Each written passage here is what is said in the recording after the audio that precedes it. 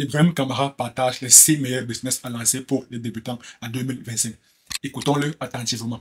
Plein de personnes qui proposent ce service et qui surtout se font de l'argent avec ce service. Donc ça te donne déjà l'idée qu'il y a beaucoup de personnes qui le font de partout dans le monde et tu peux même voir combien ces personnes-là, elles gagnent grâce à ce boulot d'assistant. Donc dans cette vidéo, tu l'auras compris, je vais te partager, selon moi, les meilleures activités en ligne que tu dois lancer absolument en 2025 qui te permettront d'avoir une activité supplémentaire qui te génère des revenus. Ça fait de cela 5 ans que je vis maintenant de mes activités sur Internet. Ça fait de cela 5 ans que je vis maintenant de mes activités. Par contre, le monteur devra faire beaucoup plus attention aux fautes d'orthographe que je vis normalement vis-à-vis. Monsieur le monteur, le début de la vidéo me semble très intéressant en termes de qualité de montage et même les premières secondes de la vidéo, le hook, l'accroche qui permet réellement de captiver directement l'attention du spectateur. Par contre, ça fait mal aux yeux. Ça fait 5 ans que je vis VIE. Ça fait mal aux yeux. Mais bon, ce n'est qu'un détail. Sur Internet. Si on me disait il y a 5 ans que ce monde d'Internet, vivre complètement des revenus que tu fais sur Internet, c'était possible. Même le vrai, c'est pas avec S. Mais le monteur, je pense que tu devrais faire un peu plus attention aux fautes. Sincèrement, et je pense que même monsieur Ibrahim Kamara, je pense que vous devriez demander au monteur de la vidéo, au monteur de cette vidéo de faire beaucoup plus attention aux fautes de français. Parce que là, je pense que ça détruit un peu, ça effrite le personal branding. J'allais pas forcément le croire. Donc, je suis l'une des meilleures personnes pour te parler des possibilités qu'il y a avec Internet et les... Bon, ce qu'on va faire, moi j'ai l'habitude de regarder mes vidéos en vitesse de lecture x2, mais comme je sais que ce n'est pas le cas de la plupart d'entre vous, donc on va trouver un juste milieu entre une vitesse de lecture normale qui est en x1 et une vitesse de lecture en x2. Le juste milieu se situe dans la vitesse de lecture x 1,5. Donc, j'y vais de ce pas, je vais augmenter la vitesse de lecture pour le mettre en vitesse de lecture x 1,5. Parfait. C'est fait. Donc là, on peut continuer la vidéo. Des activités que tu peux construire sur le côté qui vont t'aider à, pourquoi pas, atteindre ta liberté financière. Avant d'aller plus loin, n'oublie pas de t'abonner à ma chaîne si ce n'est pas déjà fait. Ici, on apprend à gagner de l'argent sur Internet depuis 5 ans maintenant. Et j'imagine qu'en 5 ans, il y a eu pas mal de vies qui ont été transformées. Et c'est pour ça qu'on fait ces vidéos-là. Donc abonne-toi, mets-moi déjà un petit commentaire pour débuter. Et on est parti. La première activité dans notre liste, c'est la création de contenu avec l'intelligence artificielle. Vous le savez tous, c'est rien de nouveau. La création de contenu, elle a changé beaucoup de vies. La mienne y compris. Avant de me lancer sur Internet et faire des vidéos YouTube, je faisais déjà des petits business. Tu vois, je faisais du e-commerce, je faisais du freelance, je faisais des side hustles aux États-Unis, tu vois. Mais par contre, c'est lorsque je me suis lancé sur YouTube que j'ai commencé à créer du contenu par rapport à ma vie et par rapport à mes activités que ça a vraiment décollé pour moi. Donc la création de contenu, ça a été un tremplin pour moi, comme pour plein d'autres entrepreneurs en ligne que tu connais sûrement. Maintenant, le blocage que beaucoup ont par rapport à la création de contenu, c'est je ne veux pas me montrer sur Internet, je veux pas être connu, voilà, je veux rester dans mon anonymat, etc. Et dans le passé, c'était vraiment difficile de faire des vidéos YouTube de manière anonyme, tu vois, que ce soit faire des vidéos YouTube ou faire des vidéos sur d'autres réseaux sociaux comme TikTok, parce qu'il te fallait vraiment du matériel en termes de production, faire ce genre de montage vidéo, avoir des contenus de stock, des images de stock, des vidéos de stock et tout ça. Donc il y a beaucoup de personnes qui abandonnaient par rapport à ça. Mais de nos jours, sache que cette opportunité de la création de contenu qui ramène vraiment des milliers d'euros par mois, franchement, tu peux faire facilement 2000 à 3000 euros par mois en créant du contenu. Et c'est pas du bullshit. Ça vient de quelqu'un qui l'a fait réellement et qui le fait toujours. Donc comment est-ce que toi aussi tu vas te lancer dans la création de contenu en 2024 grâce à l'intelligence artificielle? Bah, c'est très simple. Je ne doute pas que tu es en train d'apprendre plein de choses dans cette vidéo là. Donc pour me remercier, mets un gros pouce bleu, mets-moi un commentaire. Et aussi pour tous ceux qui veulent se lancer. Non mais monsieur Ibrahim Kamara, il y a à peine 2 minutes, vous avez déjà fait un appel à l'action pour demander aux gens de s'abonner. Comment à 2 minutes plus tard vous coupez encore la vidéo pour demander aux gens de s'abonner? Donc c'est pas un peu sérieux. Bon, moi, clairement, ça me refroidit. Clairement, ça me refroidit. Ça me refroidit. Et en plus, même c'est en plein milieu de la phrase. Au moins, terminez votre phrase. Ensuite, demandez aux gens de s'abonner. Je trouve ça pour moi. Je parle pour moi. Je ne sais pas pour les autres, mais moi particulièrement, je trouve ça dommage. Le début de la vidéo était intéressant, mais vous nous avez coupé dans notre élan. Dans le business sur Internet, créer leur activité en 2025, j'ai un guide complètement gratuit qui est dans la description avec tous mes liens. Clique sur ce guide-là et je vais te guider de A à Z jusqu'à la réalisation et jusqu'à générer tes premiers euros. Donc ce lien, il est dans la description. C'est complètement gratuit. On retourne à notre vidéo. La première chose que tu vas devoir faire, c'est de choisir une plateforme sur laquelle tu vas te lancer. Les débutants font souvent cette erreur de vouloir se lancer et attaquer toutes les plateformes. Malheureusement, ils se cassent la gueule parce que toutes les plateformes ne fonctionnent pas de la même manière. Tu peux faire de l'argent avec YouTube comme moi je le fais. Tu peux faire de l'argent avec Facebook comme certains de mes amis le font. Tu peux faire de l'argent avec Snapchat comme certains amis que j'ai. Tu peux faire de l'argent avec Instagram d'une manière indirecte. Tu peux faire de l'argent avec TikTok comme beaucoup de personnes le font aujourd'hui. Mais si tu veux te lancer dans toutes ces plateformes en même temps, tu vas te casser la gueule. Donc je te conseillerais de choisir une plateforme. Moi, je vais te recommander soit TikTok, soit YouTube. Parce que selon moi, en ce moment, ce sont les plateformes les plus simples et qui ramènent vraiment pas mal d'argent. Maintenant que tu as choisi ta plateforme, disons que... Les ramener de l'argent avec TikTok, j'ai un doute. J'ai réellement un doute. Parce que la principale source ou bien le principal moyen de gagner de l'argent avec TikTok, ça reste à travers les vues, hein, à travers la monétisation, à travers les revenus que TikTok fait, ce qui d'ailleurs ne sont pas fameux. C'est autour de 0,7 $. Et là, pour mes vues, et là encore, c'est parce que TikTok a fait un grand effort. Auparavant, c'était pire. Auparavant, c'était réellement pire. Auparavant, TikTok payait, si mes souvenirs sont bons, entre 0,02 $ à 0,04 $ chaque 1000 vues. Donc, en moyenne, 0,03 $ chaque 1000 vues. Donc, pour une personne qui réussissait à faire 1 million de vues sur TikTok, il ne gagnait qu'en moyenne 30 $. Si on convertit en euros, c'est moins de 30 €. C'est autour de 25 €. 1 million de vues. À l'époque, cela correspondait à 25 €. Mais TikTok s'est rendu compte que la plupart des TikTokers commençaient à se plaindre que non, ils ne reçoivent pas assez de revenus, surtout vu le montant que YouTube verse aux YouTubeurs, ce qui est largement beaucoup mieux. C'est le jour ou la nuit.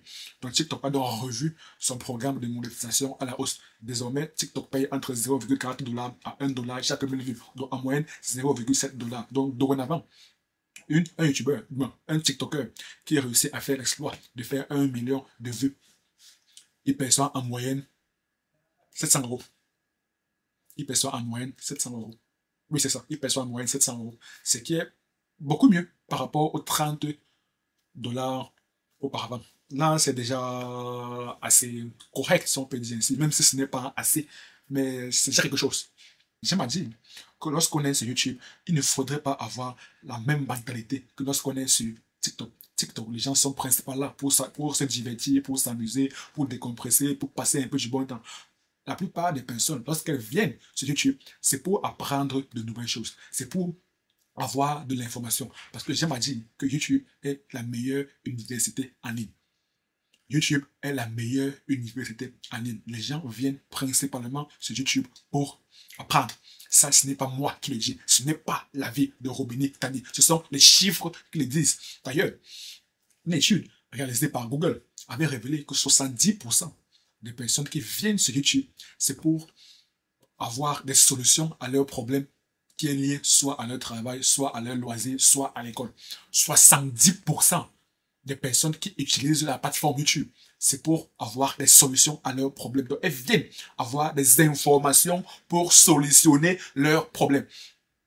Et une autre étude avait révélé que 92% des personnes qui regardent des vidéos YouTube, c'est pour avoir de l'information.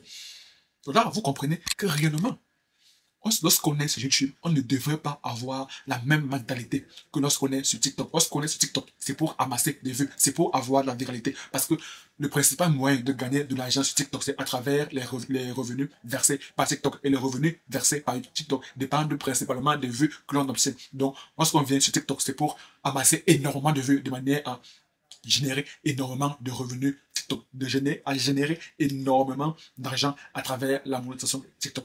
Lorsqu'on est sur YouTube, la monétisation d'ailleurs est beaucoup plus importante que celle sur TikTok. Mais la plupart des YouTubeurs ne se focalisent même pas sur la monétisation. La plupart des YouTubeurs se comportent comme des entrepreneurs. Donc, ils utilisent leur audience pour vendre leurs produits. Donc là, vous comprenez que la plupart des grands YouTubeurs utilisent leur audience comme la clientèle, comme une clientèle pour leurs produits.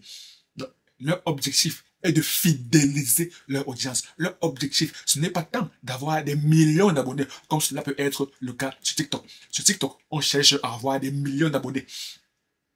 Sur YouTube, on cherche à fidéliser une audience. Le plus important n'est pas d'avoir tant énormément d'abonnés.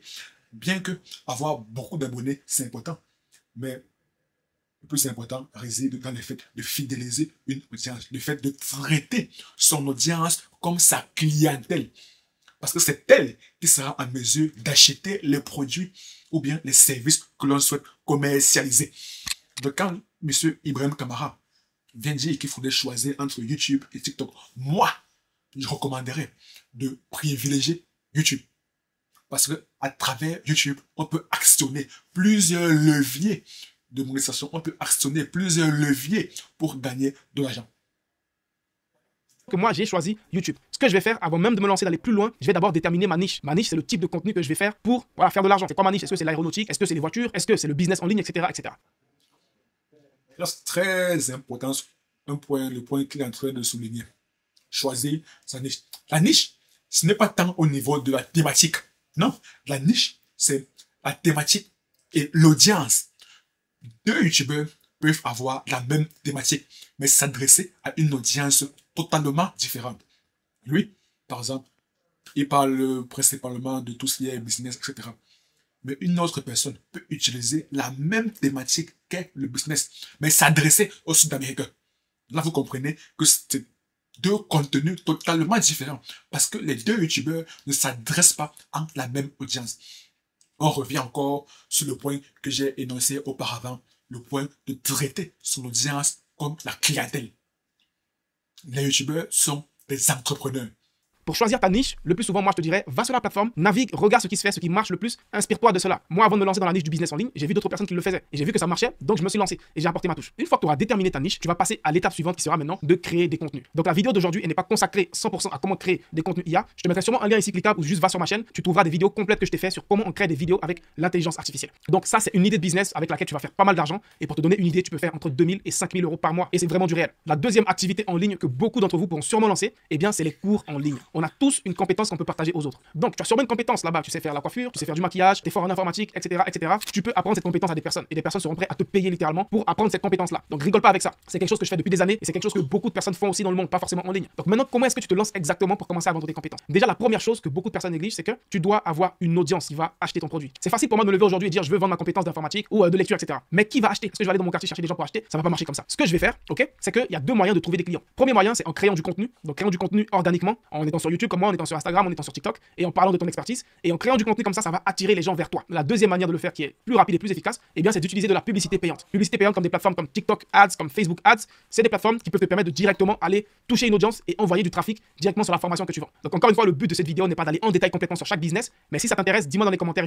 Ouais, c'est vrai. Ce sont les deux moyens pour avoir une audience, soit organiquement, notamment à travers la création de contenu, mais là, c'est une méthode lente. L'avantage, c'est que c'est gratuit. L'avantage, c'est gratuit. D'ailleurs, tout ce qui est lent, très souvent est gratuit. Ou du moins, c'est très peu cher. Mais pour ceux qui veulent aller rapidement, alors ils devront investir dans la publicité. Et la publicité, c'est encore une usine à gaz parce que ça demande beaucoup de compétences. Parce que lorsqu'on fait la publicité, il va falloir cibler réellement l'audience qu'on désire. Parce que si on ne cible pas l'audience qu'on désire, alors nous sommes en train de jeter notre argent par la fenêtre. Nous sommes en train de mal investir. Parce que ce ne sont pas les bonnes personnes qui seront intéressées par la formation que l'on propose. Plus tard, on approfondira ces deux notions de création de contenu et cette notion de publicité. Faites-le moi savoir dans la barre des commentaires. Je te ferai une vidéo détaillée sur comment réellement tu commences à vendre tes cours en ligne. Et en termes de revenus, combien tu peux gagner, bah, je te donnerai une estimation. Avec une seule de mes formations, ok, j'ai généré plus de 500 000 euros. Une seule de mes formations, un seul de mes cours en ligne qui est ma formation YouTube. Donc dis-toi que j'ai plusieurs cours que je vends. Donc juste pour te dire le potentiel que tu peux avoir lorsque tu vends des cours en ligne. Maintenant, après, moi, j'ai une grosse audience. Donc je te promets pas que quand tu vas te lancer, tu vas faire 500 000 euros. Donc il faut vraiment avoir une audience conséquente pour faire ce genre de chiffre-là. Pas réellement. Là, c'est un truc sur lequel je ne suis pas d'accord. Parce que ici, il est en train de partager le fait que pour gagner des grosses sommes, ainsi, il va falloir nécessairement au préalable avoir une grosse audience. Pas nécessairement. Il va juste falloir avoir une compétence assez pointue dans une niche bien précise et surtout avoir une offre exceptionnelle. Une offre irrésistible. Je dirais même une offre irréfusable. Et surtout, vendre cher. Imaginons une personne qui vend son coaching à 10 000 euros. Pour faire 500 000 euros, il lui suffit de 50 clients. Pour faire 500 000 euros, il lui suffit de 50 clients si son coaching est à 10 000 euros. Mais pour qu'il puisse proposer son coaching à 10 000 euros, il va falloir qu'il ait des compétences qui valent les 10 000 euros. Il va falloir que la valeur qu'il produit soit même supérieure, soit largement supérieure aux 10 000 euros. Et pour cela, il va falloir avoir des compétences bien pointues. Des compétences bien pointues dans un domaine bien spécifique. Et aussi avoir une offre irrésistible. Et là, vous comprenez qu'avoir 50 clients pas nécessairement besoin d'avoir 600 000 abonnés. Non. Même si vous avez que 1000 abonnés. Mais 1000 abonnés qui sont réellement intéressés par ce que vous proposez. Alors vous pouvez générer énormément d'argent. Vous pouvez littéralement générer énormément d'argent. La troisième idée d'activité en ligne que tu peux faire en 2025 et qui est aussi très demandée, c'est l'assistance en ligne. En 2025, il y a de plus en plus d'entreprises, d'entrepreneurs qui sont à la recherche d'assistants en ligne. Parce qu'à l'époque, une secrétaire, elle était obligée de venir au bureau. Tu vois, venir au bureau, répondre à des appels, etc. etc. Mais avec la technologie, l'évolution de la technologie de nos jours, tu n'as plus besoin d'aller au bureau pour faire un travail de secrétaire. C'est pour ça que cette compétence d'assistance virtuelle et d'assistance en ligne, elle est très demandée. Rien que quand tu vas sur des plateformes comme Upwork ou même comme Fiverr, tu vois qu'il y a plein de personnes qui proposent ce service et qui surtout se font de l'argent avec ce service. Donc ça te donne déjà l'idée qu'il y a beaucoup de personnes qui le font de partout dans le monde et tu peux même voir combien ces personnes-là elles gagnent grâce à ce boulot d'assistance en ligne. Et quand tu fais ces recherches, crois-moi, ça t'ouvre l'esprit sur les possibilités qu'il y a avec ce boulot. Tu peux te faire vraiment beaucoup d'argent. Surtout si tu vis dans des pays comme en Afrique. Imagine te payer 10 € de l'heure, 5 € de l'heure, déjà c'est vraiment beaucoup pour quelqu'un qui vit en Afrique. Pense-y, et comment te lancer? Tu te lances encore une fois grâce à... Mon problème avec cela, est-ce que c'est réellement adapté aux débutants? Parce que les chiffres qu'il évoque, oui, 5 000 € l'heure, 10 000 € l'heure, oui, c'est bien beau. C'est bien beau, mais est-ce que c'est réellement adapté aux débutants? Il a présenté la création de contenu avec l'IA. Il a présenté le fait de vendre son expertise, ses connaissances, notamment vendre une formation. Là, maintenant, il parle d'assistance en ligne. Finalement, pour un débutant, bon, moi, si moi je suis débutant et que je regarde cette vidéo afin de savoir quel est le business que je devrais lancer, à travers les 3 vidéos qu'il a présentées, je suis un peu perdu. Parce que finalement, je ne sais pas quel business lui, personnellement, il me recommande. Et pourquoi? Là, il ne fait que parler de ce qu'on peut gagner, mais voilà, pour moi, c'est un peu, je trouve cela superficiel. Mais cela ne reste que mon humble avis. Mon humble avis à moi. Peut-être vous et toutes les personnes qui ont commenté sous sa vidéo, peut-être que ces personnes trouveront ces astuces qu'il partage exceptionnelles. Mais moi, je répète, pour moi, Robini Tani, je trouve ça un peu trop superficiel et je ne trouve pas que ça aide réellement un débutant qui aimerait se lancer en 2025.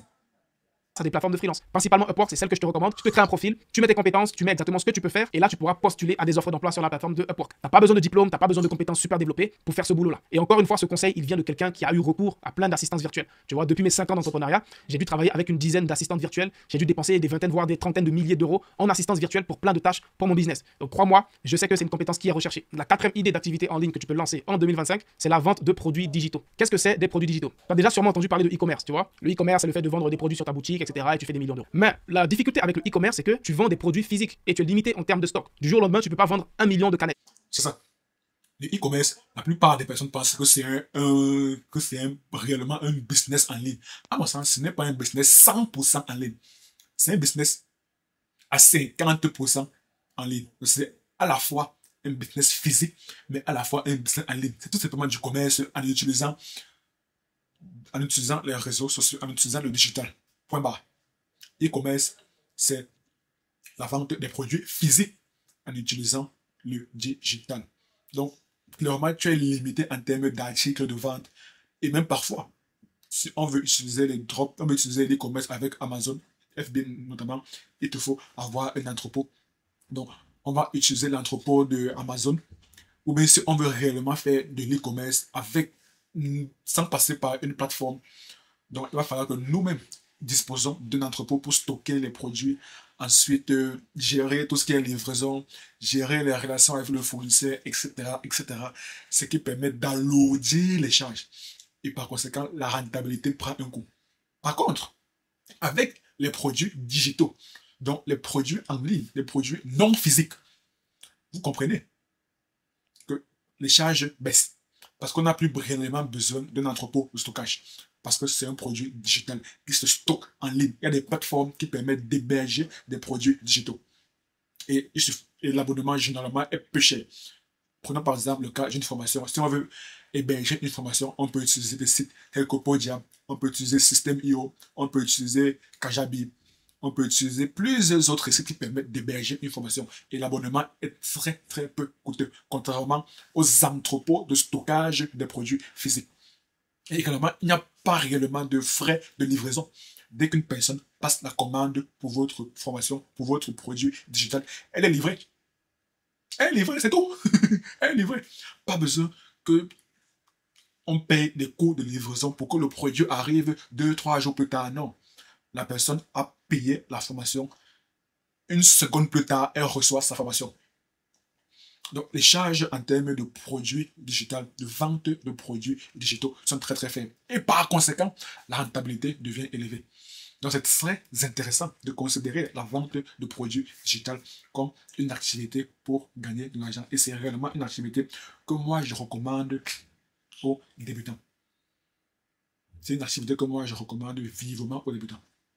Parce que tu dois produire 1 million de canettes avant de les vendre. Je pense que tu me comprends. Mais cette limitation, elle n'existe pas avec les produits digitaux. Un produit digital, c'est par exemple un livre en ligne, un e-book. Si en temps normal, j'ai envie de vendre un livre physique, j'ai envie de vendre 1000 exemplaires de mon livre, je dois produire 1000 exemplaires. Ça demande du temps et de l'argent. Mais par contre, si je veux vendre 1000 exemplaires digitaux de mon livre, c'est-à-dire des e-books, je peux en vendre un claquement de doigts. Je peux vendre 10 000, 20 000 exemplaires. Parce que le livre, je l'ai créé une seule fois en PDF, en ligne, et je peux le partager à des dizaines, des vingtaines de milliers de personnes. Et c'est là que vient la puissance avec la vente de produits digitaux. Donc en fonction de ta compétence que tu veux vendre, il y a des types de produits digitaux que tu veux vendre. Donc par exemple, pour un créatif, que ce soit un photographe ou un vidéographe, tu peux vendre tes assets, c'est-à-dire les éléments que tu utilises par exemple pour faire tes montages vidéo qui sont uniques, tu peux les vendre. Par exemple, si tu es photographe, les éléments que tu utilises pour retoucher tes photos, tu peux les vendre digitalement et des personnes seront prêtes à les payer tant que c'est de la qualité. Donc vendre des produits digitaux, ça peut te rapporter 5 000 € par mois comme 100 000 € par mois. Tout dépendra de ton implication et tout dépendra aussi de l'audience que tu vas créer autour de toi pour vendre tes produits. Ensuite, la 5e activité en ligne que tu peux lancer en 2024 qui va te rapporter pas mal d'argent, eh bien c'est de te lancer dans le montage vidéo. Le montage vidéo, il est en plein essor depuis des années. Mais récemment, ça a eu un gros boom parce que plein de personnes qui ont découvert le business de la création de contenu en ligne. Et la majorité de ces personnes-là ne savaient pas, voire ne voulaient même pas monter leur propre vidéo. Parce que en vrai, c'est chiant et ça demande beaucoup de temps. Et c'est là. Ouais, moi-même en tant que créateur, en tant que youtubeur, j'avoue,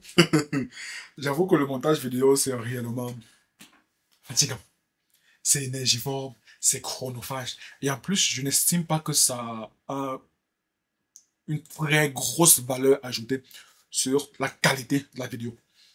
Ce n'est pas top 3 des éléments les plus importants pour le succès d'une vidéo. Le top 3, à mon sens, c'est d'avoir une très très bonne miniature. Je ne parle pas d'avoir une belle miniature au niveau esthétique. Je parle d'avoir une très bonne miniature au niveau de la captivité, au niveau du fait que ce soit intriguant, que cela incite le spectateur à cliquer sur la vidéo. Bonne miniature, bon titre, également qui permet de susciter cette curiosité de manière à inciter le spectateur à cliquer rapidement, le plus rapidement possible, en une fraction de seconde sur la vidéo. Parce que la concurrence sur les réseaux sociaux est féroce, est phénoménale. Mais il faudrait qu'en une fraction de seconde, le spectateur puisse être convaincu que votre vidéo en vaut la peine d'être regardée. Et ça, c'est à travers la miniature et le titre. Le 3e élément, c'est l'intro de la vidéo qui permet de réellement accrocher le spectateur. La miniature et les titres lui ont déjà convaincu que votre vidéo vaut la peine d'être regardée. Mais il y a encore ce petit doute pour savoir si réellement, est-ce que la durée de la vidéo, est-ce que ce sera utilisé à bon escient ou pas? Est-ce qu'il gagnera quelque chose d'intéressant en regardant votre vidéo? C'est donc là que joue le rôle de l'introduction de la vidéo. Cela permet non seulement d'accrocher une fois de plus le spectateur, mais également lui faire comprendre qu'il a bien fait de cliquer sur votre vidéo parce qu'il aura de la valeur dans la vidéo. Donc, qu'à la fin de la vidéo, il n'aura pas perdu son temps. Parce que la plupart des personnes, si ce n'est tout le monde, l'être humain déteste perdre son temps. Parce que le temps est une ressource irrattrapable. On ne peut pas rattraper le temps. On ne peut pas rattraper le temps. Donc, autant mieux utiliser son temps en bon escient. Et tout youtubeur devrait faire en sorte que le spectateur n'ait pas la sensation d'avoir gâché son temps en regardant votre vidéo. Donc, voilà donc les 3 éléments, le top 3, à mon sens, les éléments les plus importants pour une vidéo YouTube. Miniature, titre et introduction de la vidéo. Le montage vient après. Donc, le montage, c'est quelque chose d'énergivore, de chronophage, mais réellement n'a pas une si grande importance quant au succès de la vidéo. Donc, pas besoin de faire des montages sophistiqués, excellents, en pensant que c'est ça qui va permettre que votre vidéo soit réussie. Non, avec un montage basique. Donc, lorsqu'il parle même de montage vidéo comme business en ligne pour les débutants, pour faire un montage excellent, il va falloir avoir un niveau de montage, un niveau en montage vidéo assez avancé. Et cela demande d'avoir du temps et d'avoir des bonnes connaissances, des bonnes compétences. Tout cela requiert du temps. Donc, le montage vidéo, oui, c'est vrai qu'avec l'essor de la création de contenu, le montage vidéo est une activité très très demandée. Il y a énormément de demandes dans le montage vidéo parce que la plupart des créateurs de contenu n'aiment pas faire le montage vidéo. Moi-même, à tout créateur de contenu, moi je recommande de déléguer la partie montage vidéo. De déléguer rapidement, le plus rapidement possible la partie montage vidéo parce que ça prend du temps, ça bouffe de l'énergie et ça n'a pas réellement de résultats très impactants quant au succès de la vidéo. Par ailleurs, j'aime dire, le métier principal de créateur de contenu, c'est de créer du contenu. Donc, se concentrer sur la valeur, sur le fond du message et déléguer tout ce qui est montage vidéo. Un créateur de contenu devrait avoir une équipe. Sans l'équipe, je ne pense pas qu'il fera long feu dans le game. Je ne pense pas qu'il durera dans le game. Parce que s'il doit à la fois rechercher des idées de vidéos, s'il doit à la fois enregistrer la vidéo, faire le montage de la vidéo, faire la miniature de la vidéo, trouver le bon titre pour sa vidéo, optimiser sa vidéo sur YouTube et faire plein d'autres tâches pour une seule vidéo. Pensez-vous qu'il aura à chaque fois la même énergie pour ces vidéos? Je ne pense pas. Et s'il ne garde pas la même énergie pour ces vidéos, cela se fera ressentir sur la qualité de la vidéo. Le spectateur en a strictement rien à faire de tout le travail qui est dans les coulisses pour produire une vidéo. Le viewer n'en a strictement rien à faire de tout le travail qu'il faudrait fournir pour produire une vidéo de qualité. Tout ce qui intéresse le viewer, c'est le résultat final. C'est que la vidéo soit de qualité. Et pour cela, il faudrait que même dans la vidéo, vous ayez une certaine énergie à transmettre au viewer. Si vous n'avez pas cette énergie, alors finalement, votre vidéo commencera à devenir moins intéressante. Et si elle est moins intéressante, alors vous perdez cet engagement, cette fidélisation avec le viewer. Quand on ne se mente pas, on vient principalement sur les réseaux sociaux et principalement sur une plateforme comme YouTube pour fidéliser une audience. Donc, voilà. Là que l'opportunité du montage vidéo est née. Et là, plein de personnes ont commencé à se lancer, à faire du montage vidéo et à générer de l'argent. Venant de quelqu'un qui lui-même emploie et a employé plein de monteurs vidéo dans sa vie. Crois-moi, des monteurs vidéo, j'en ai employé des dizaines, voire plus. Et de l'argent, j'en ai dépensé beaucoup en montage vidéo. Parce que c'est nécessaire. Je peux pas te poster une vidéo comme ça si je l'ai pas montée. Donc c'est un investissement nécessaire, voire primordial pour mon business. Donc j'ai pas le choix que de dépenser de l'argent dedans. Et justement, je sais l'opportunité que c'est. Lance-toi dans le montage vidéo, et spécialement pour les créateurs de contenu, donc YouTube, TikTok, Instagram, et forme-toi s'il te plaît. Te lance pas dans le montage vidéo sans avoir fait de formation, sans même avoir suivi des tutoriels. C'est pas une bonne idée. Tu vas perdre de l'argent, tu vas peut-être faire du mauvais travail pour des clients. C'est pas une bonne idée. Déjà YouTube, c'est la plus grande plateforme où il y a du free content, il y a du contenu gratuit. Donc tu peux apprendre le montage vidéo grâce à des vidéos gratuites sur YouTube. Et après, si tu veux, tu pourras payer des accompagnements ou des formations payantes. Mais forme-toi parce qu'un monteur vidéo débutant qui n'est pas formé, il va galérer à faire 500, 700 euros par mois. Mais un monteur vidéo qui est bien formé, il peut facilement faire 1000 euros, 2000, voire 3000 euros par mois. Donc la différence, elle est là. Voici pourquoi. Là, le problème, c'est la durée de l'apprentissage. C'est ça le problème. C'est réellement ça le problème. J'espère qu'à la fin de la vidéo, il présentera le business que lui il recommande aux débutants. Parce que 6 meilleurs business en ligne pour les débutants, à la fin de la vidéo, il soit probable que le débutant qui souhaite réellement savoir quel est le meilleur business qu'il doit démarrer, s'il n'a pas une recommandation, il devient encore beaucoup plus perdu par rapport à avant. Donc j'espère qu'en fin de vidéo, M. Ibrahim Kamara en fera une recommandation. Je te conseille de te former. Donc maintenant, la 6e et dernière activité en ligne que tu pourras lancer en 2024, c'est la conception de sites web sur Internet. Encore une fois, l'idée elle est simple. Les entrepreneurs, les entreprises, il y en a encore plus qui se lancent et ils ont tous besoin d'un site Internet professionnel. Et c'est pour ça que toi, tu viendras en jeu et tu vas les aider à créer leur site Internet. Donc un site Internet, c'est pas aussi compliqué que tu le penses à créer, honnêtement. Et tu peux te faire payer vraiment pas mal d'argent pour un seul site. 500, 600, 1000 euros. Il y a des gars qui chargent 4000 euros pour un site Internet. Mais 4000 euros, c'est un site vraiment assez haut de gamme, tu comprends? Donc un site vraiment assez basique, tu peux faire 500, 700 euros facilement en créant un site pour un client. Donc si tu veux apprendre à créer des sites Internet, tu pourras aller sur ma chaîne. J'ai plein de tutoriels gratuits là-bas sur comment créer des sites Internet. Regarde-les tous car tu pourras. Donc voilà, j'ai l'impression qu'en fin de vidéo, il n'a pas fait une recommandation. Bon, maintenant, une question que moi j'aimerais le poser. À la fin de la vidéo, M. Ibrahim Kamara, vous savez présenter les 6 meilleurs business en ligne pour les débutants en 2025.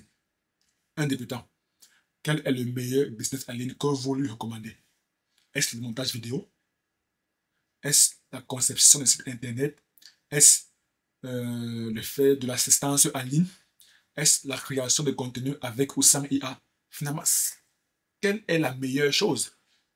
Avec combien peut-on se lancer pour chacun des business? Ce sont les questions qu'un débutant voudrait savoir et non savoir combien réellement on peut gagner. Car avec tous les business, peu importe le business que vous lancez, vous pouvez gagner des très très grosses sommes. Tout dépend de la stratégie que vous mettez en œuvre.